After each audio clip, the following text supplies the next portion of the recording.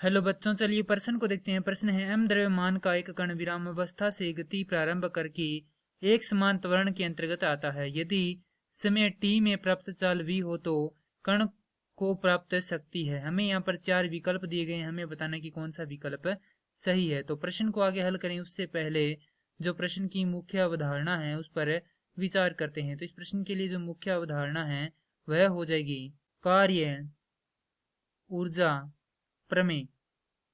अर्थात हम यहाँ पर यह देखेंगे कि कार्य ऊर्जा प्रमेय क्या होती है। तो किसी वस्तु पर किया गया कार्य उस वस्तु की गतिज ऊर्जा में परिवर्तन के बराबर होता है। अर्थात W बराबर यहाँ से हो जाएगा डेल्टा के ई के।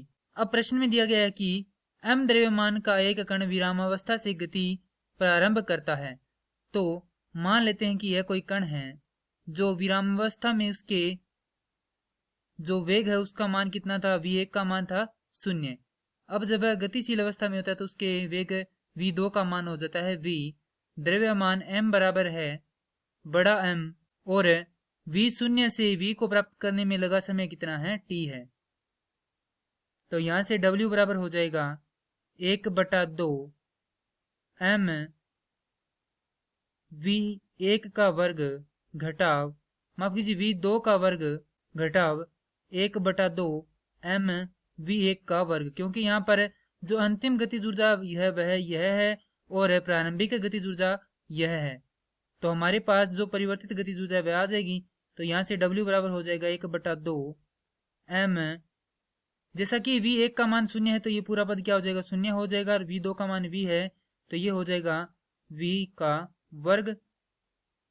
अब यहाँ से W बराबर आ जाएगा 1/2। हमारे पास द्रव्यमान का मान है बड़ा M गुणा में v का वर्ग, और चूंकि शक्ति बराबर होता है कार्य करने की दर, अर्थात शक्ति बराबर हो जाएगा कार्य बटा समय। तो P बराबर, शक्ति को यदि P से दर्शाएंगे तो P बराबर W बटा T।